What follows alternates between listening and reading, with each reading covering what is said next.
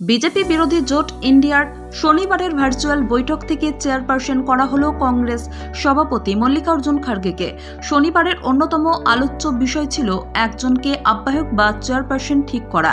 এ ব্যাপারে বিহারের মুখ্যমন্ত্রী নীতিশ কুমারের নাম নিয়েই সবচেয়ে বেশি আলোচনা হচ্ছিল গত কয়েকদিন ধরে। কিন্তু সূত্রের খবর, নীতিশের নাম প্রস্তাবিত হলেও তিনি অস্বীকার করেন।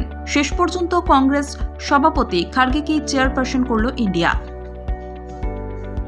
শনিবারের ভার্চুয়াল বৈঠকে যোগ দেয়নি বাংলার শাসক দল তৃণমূল। তবে চেয়ারপারসন হিসেবে খার্গের নাম প্রকাশ্যে আসতেই তৃণমূল মুখপাত্র কুণাল ঘোষ বলেন, এটাই তো আমাদের নেত্রী মমতা বলেছিলেন, তাহলে এতদিন ধরে জলঘোলা করে কি লাভ হলো? ইন্ডিয়ার আগের বৈঠক হয়েছিল 19 ডিসেম্বর।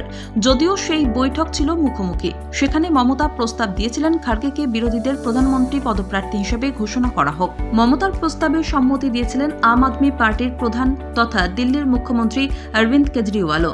যদিও সেখানে এ নিয়ে চূড়ান্ত কোনো সিদ্ধান্ত হয়নি। তবে একাধিক দলের দাবি ছিল একজনকে আহ্বায়ক বা চেয়ারপারসন করা হোক। তাতে বৈঠক টাকায় ইন্ডিয়াভুক্ত দলগুলির সঙ্গে সমন্বয় রাখার ক্ষেত্রে সুবিধা হবে। সেই দায়িত্ব কংগ্রেস সভাপতিকেই দেওয়া হলো, অর্থাৎ কোনো আঞ্চলিক নেতাকে সেই পদে বসানো হলো না। সর্বভারতীয় কংগ্রেসের সর্বোচ্চ নেতাকেই বেছে নেওয়া হলো ইন্ডিয়ার চেয়ারপারসন হিসেবে।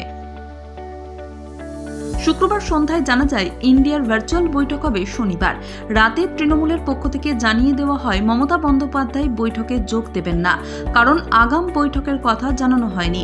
এমনকি ইন্ডিয়ার সমন্বয় কমিটির সদস্য অভিষেক বন্দ্যোপাধ্যায়ও শনিবারের ভার্চুয়াল বৈঠকে যোগ দেননি। সূত্রের খবর, বৈঠকে নীতিশের নাম প্রস্তাব হলেও তিনি বলেন কংগ্রেসের কেউ এই দায়িত্ব নেই। তারপরেই খার্গের নামে শিলমোহর পড়ে। জানা গিয়েছিল শনিবারের বৈঠকে আসন সমঝোতা নিয়ে আলোচনা হবে, কিন্তু তার যে খুব অগ্রগতি হয়েছে তেমন খবর নেই। বরং যেখানে বিষয়টি দাঁড়িয়েছিল সেখানেই রয়েছে। যদিও কংগ্রেসের সঙ্গে আম আদমি পার্টির দ্বিপাক্ষিক আলোচনায় ইতিবাচক অগ্রগতি হয়েছে বলে খবর। শুক্রবার কংগ্রেস নেতা মুকুল ওয়াসনিকের সঙ্গে বৈঠকে বসেছিলেন আপের এক প্রতিনিধি। সেখানে দিল্লি এবং পাঞ্জাবে আসন সমঝোতা নিয়ে আলোচনা অনেকটাই এগিয়ে ছিল বলে খবর। শনিবারের বৈঠকে যোগ দিয়েছিলেন কেজরিওয়ালও। তবে সারা দেশে আসন সমঝোতা কবে চূড়ান্ত হবে সেটাই এখন ইন্ডিয়ার অভ্যন্তরে কোটি টাকার প্রশ্ন। বিজেপি বিরোধী জোট ইন্ডিয়ার শনিবারের ভার্চুয়াল বৈঠক থেকে চেয়ারপারসন করা হলো কংগ্রেস সভাপতি মল্লিকার্জুন খার্গেকে।